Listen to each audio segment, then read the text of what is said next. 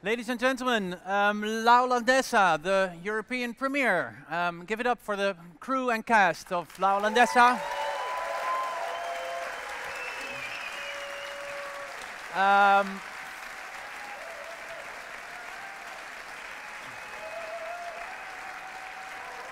Rifka Lodeizen, ladies and gentlemen. Daan Gielis, Marleen Jonkman. Congratulations, ladies. Good to have you here. Good to have you here. How are you feeling? How is the how's your mood? Excited? Great. Yes. Good. Good. Everyone watching, well, everyone here in Rotterdam is free to join the conversation as well. Of course, you can use your telephone. Send it on Twitter. Your question, if you have a question, #LiveCinema.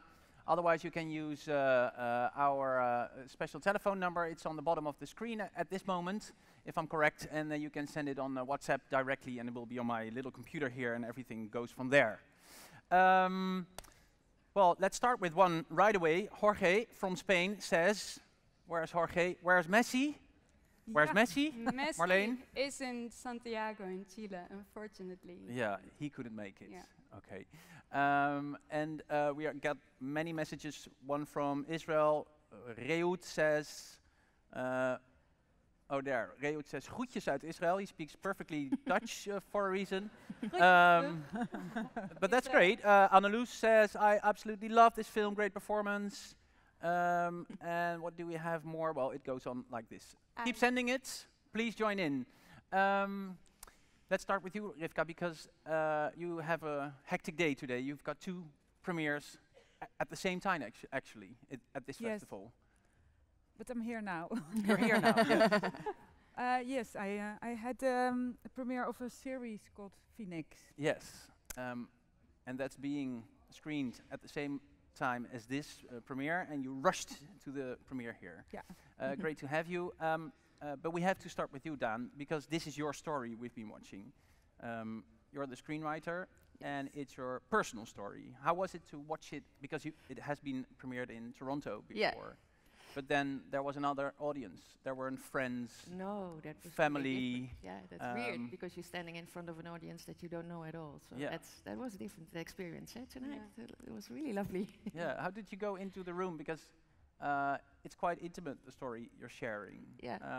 Difficult, or are you used to it now? I think we already we started working on the film together with Daan Gielis, the producer, who was sitting there. Give her a hand. Yes.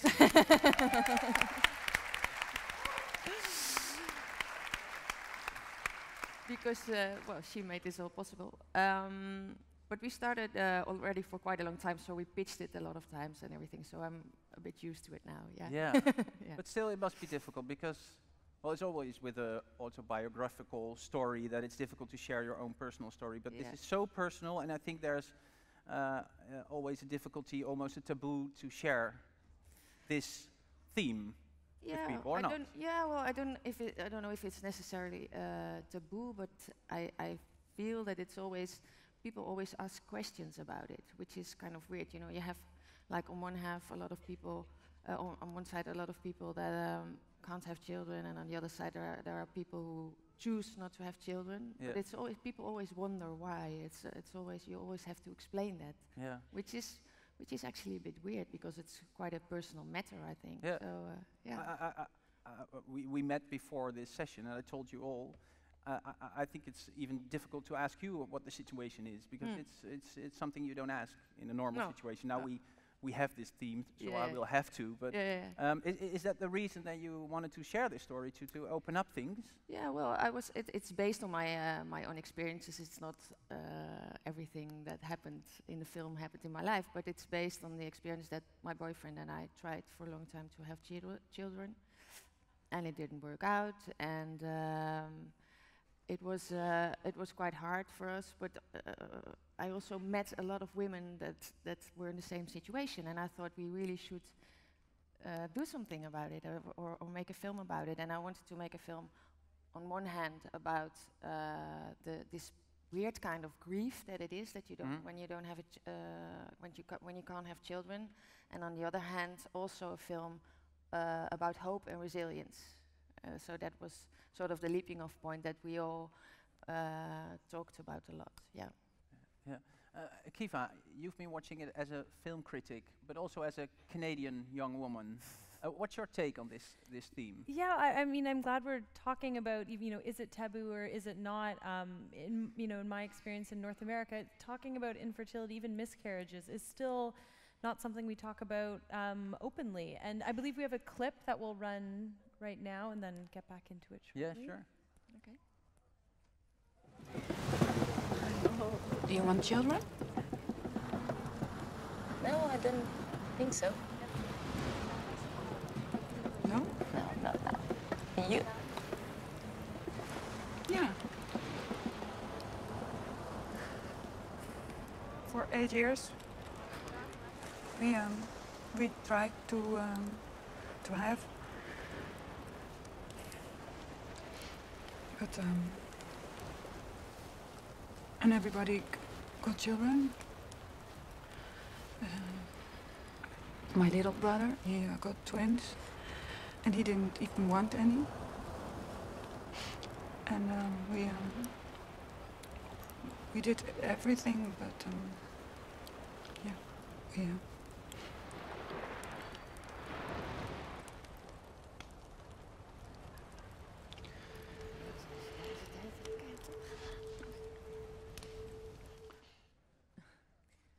I think this scene stuck out to me. I mean, the performance is absolutely amazing, but it's also a frank, open discussion, which people don't often respond that way when you want children, yes or no, and then there isn't, it can be actually really difficult. And when you think about representations in film about infertility, you have something from the sci-fi angle, maybe Children of Men or The Handmaid's Tale most recently, comedies, Raising Arizona, but you don't have this kind of very realistic discussion. And I found this scene so powerful because it normalizes the conversation. It opens it up to just say, it's not a simple yes or no answer for a lot of people, actually. Yeah. Marleen, you got involved in this project later because the story was there already. And in what way did you relate to the to Daan's story? You knew Daan already. Yeah, I knew Daan. Maybe you didn't know all the personal details yet. I don't know. No, I didn't know. But when I read it, I was deeply touched by the screenplay. But I also, besides of this theme of not being able to have children, I found it such a powerful story, and such a liberating journey that she makes. So I also thought, wow, this is so powerful, that you can step over your grief in a way, and that I found very attractive in the film, and that she reinvents herself in such a unconscious way. She does everything unconsciously, and it seems to be not completely right what she's doing, but in the end it helps her to get over the first step of her grief. And yeah, I found it a very fascinating screenplay. Do you have to know the pain and that grief to tell the story like you did? I think so, yeah. I recognize it a lot. I mean, I don't have children, I'm 38. So I don't know if I can have children, but at that point when I read it, I know I was often very sad about it, wondering if it would ever happen to me. And I also recognize that you identify so much with that idea of once when I'm a mother, my life will be complete. Or then, then my creativity flows again, and then I have a purpose in life. And as long as you sort of hold on that image, you stop living the actual life. Yeah. And that, I think, happened to Maud in the beginning of the film. She's so obsessed with the idea of becoming a mother that she can't live anymore and experience and be in touch with other people or herself, you know. So she has to go through all those things again, and then And it's a struggle you have to go through as a woman on your own. Apparently, if I see this story, because the husband or a boyfriend is not able to help in the way he needs to help at that moment. Is that? I think he does his best. He does the best he can. But why is there some loneliness in this struggle? It's, I think, impossible for a man to fully understand the whole physicality of the problem. You know, that you yeah, it's your body that gives up on you. It's your body that doesn't do what all women around you seem to do so easily, you know. You only see the success stories around you. You see a lot of mothers and babies, and you know, it's always surrounded with a pink cloud, and then suddenly your own body doesn't do it. It's very, Does it feel like failure or something close to yeah, that? failure, and I think shame, and it's difficult to talk about, you know. It's not a subject that you bring up on the table so easily. So I wanted to say something about the male part, because we really wanted also to show what happens to a man in this situation. So therefore we chose to do these voicemails in the film, throughout the film, and see also his journey in this. And I think there is love between them, but they can't find each other anymore, No. And they have to go their own. They have to do their own thing. Have to go on their own journey and then get back together again. But we absolutely thought of the male perspective in its sense, because for him it's the same struggle, but he doesn't know what to do. Yeah, and he deals with it in a different way, but it's not. It's different, but it's both. They have their healing process in the film, I think. Yeah. Marion says, Marleen Gielis, that must be your sister or a family member, or I don't Sister-in-law. know. Sister-in-law. She says, so extremely proud of you, Daan. Hashtag live cinema, so there you go.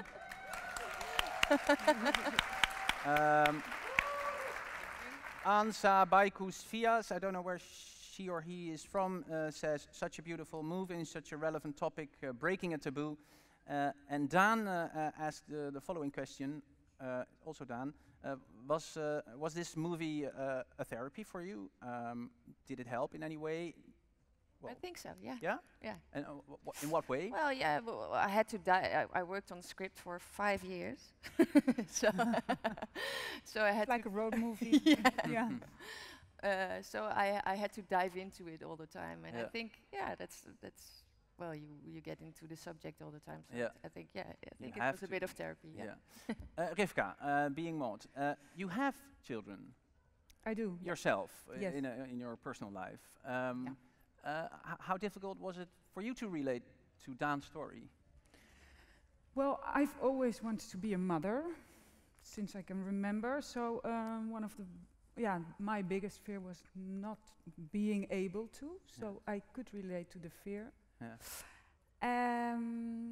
I had a miscarriage between the first and the second, so we weren't sure if I was possible to have the second. So I do know the beginning of the grief.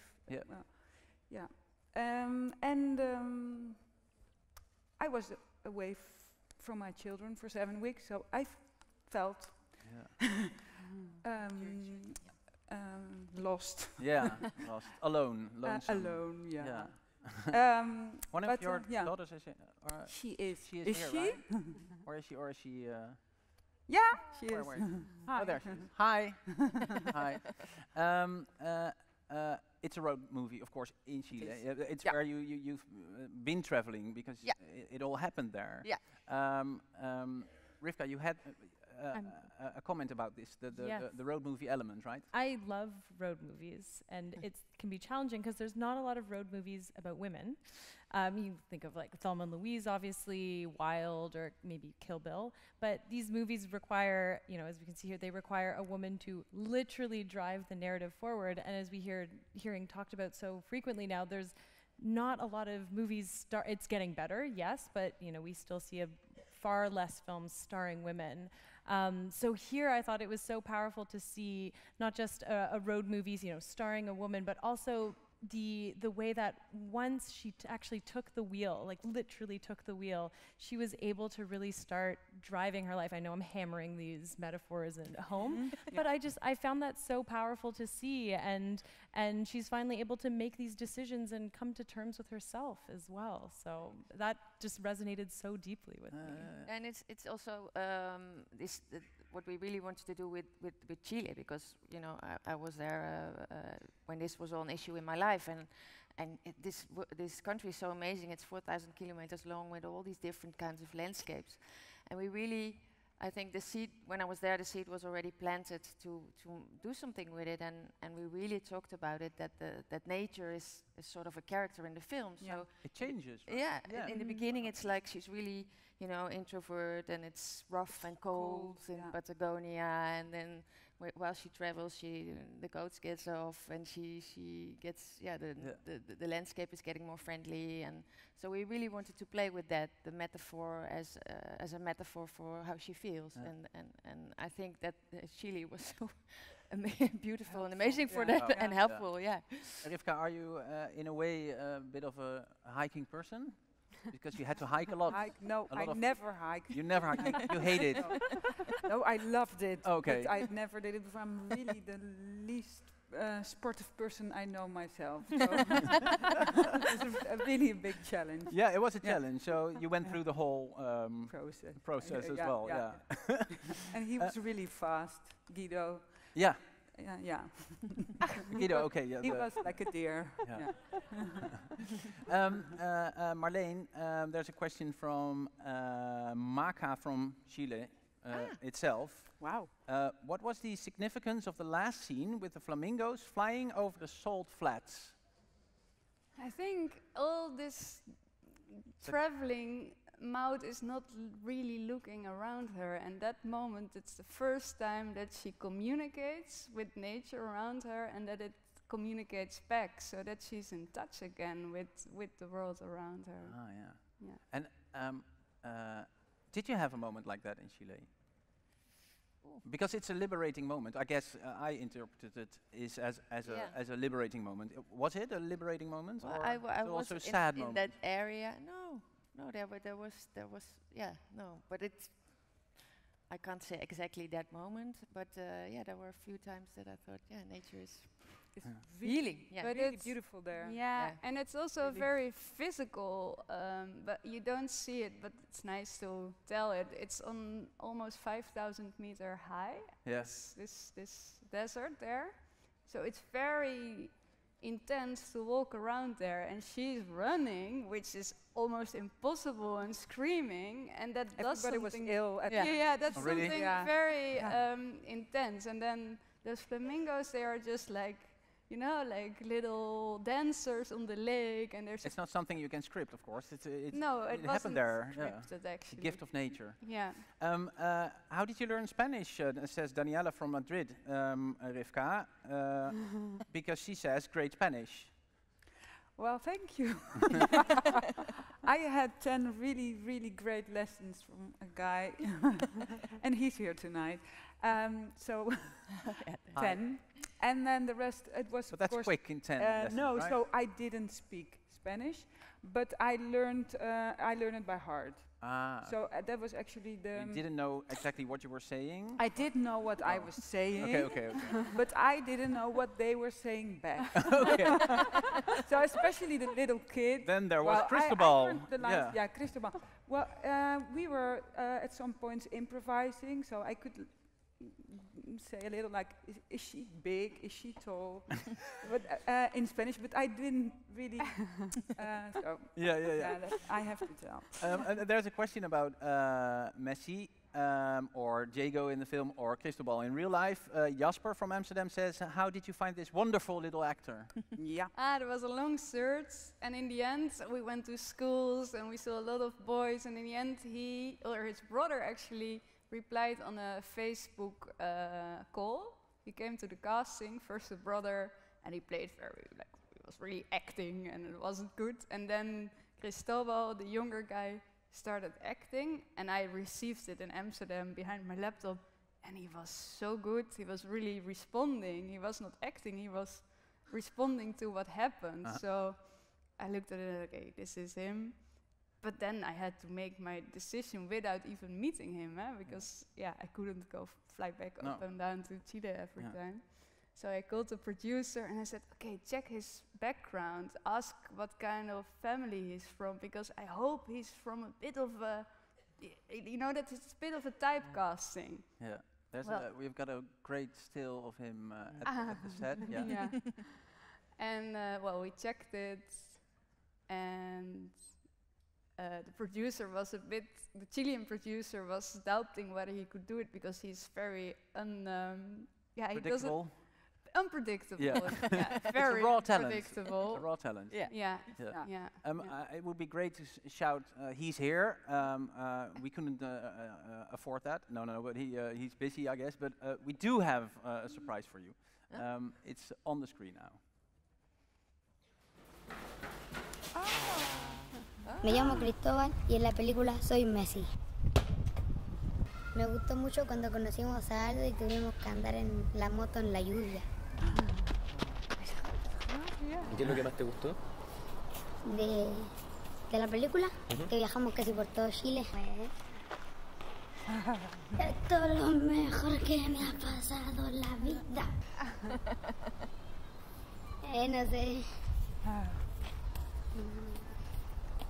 Hello Rifka, hello Marleen, hello my friends.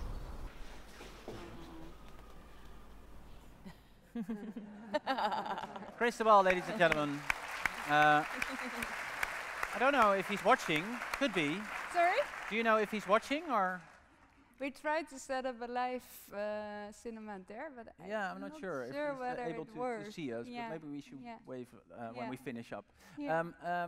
How was it? Because he's it's a raw and young talent, not educated yet. How it was just the two of you. How is that for you, Rifka, to work with a raw talent like that? Well, I played with kids before. I really enjoyed because it's really honest. You can't, of course you lie, but within the game you are as honest as possible. Yeah. But we had the language problem, of course. So we communicated by, and sometimes we missed each other or we miscommunicated. We had a fight once because I didn't. Oh, really? Yeah, I gave him a gift and he gave it back. So I was really like, But then what he did thought, you give? What did you give? well, some things like drawing things. But he thought I was giving him his homework. So he was like, no, I'm gonna do. But I learned it later. So I was. He was mad, yeah. Okay, there wasn't always a click.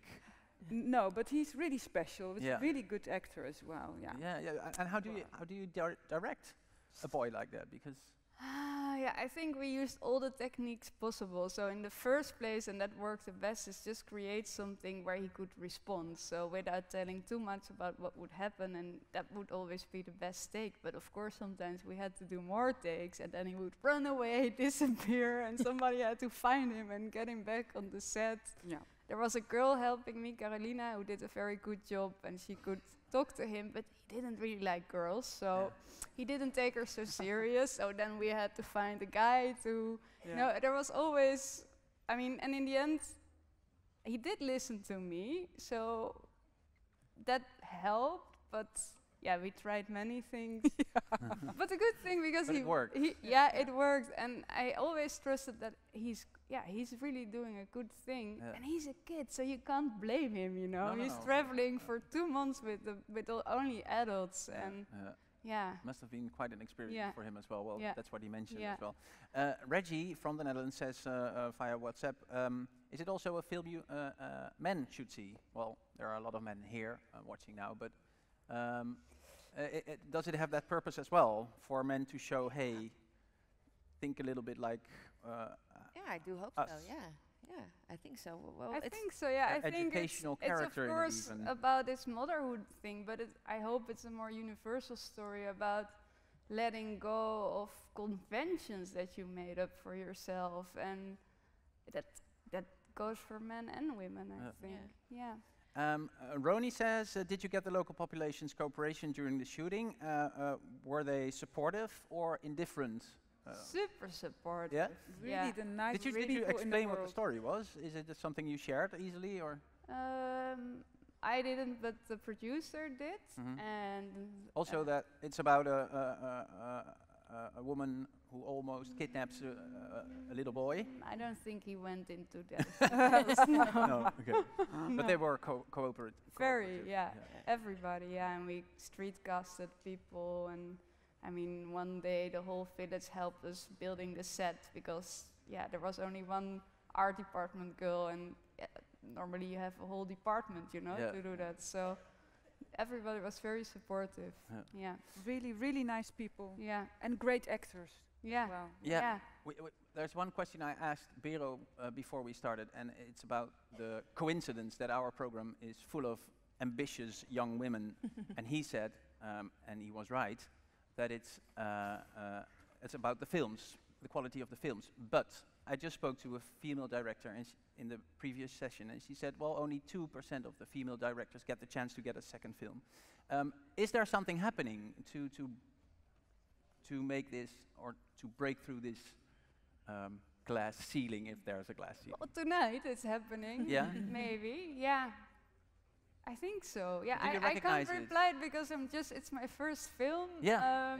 I'm very grateful that You're I'm ready to here. go. Yeah. You're ready to go. Let's finish up I'm with ready Bero. to prove the contrary. She says, Bero says, well, he's texting us from somewhere. Bero, where are you? Oh, he's over there. And he says, well, that's maybe the best one to finish up. Daan, Marleen, Rifka, and Danielle, you ladies rule. Thank you so much.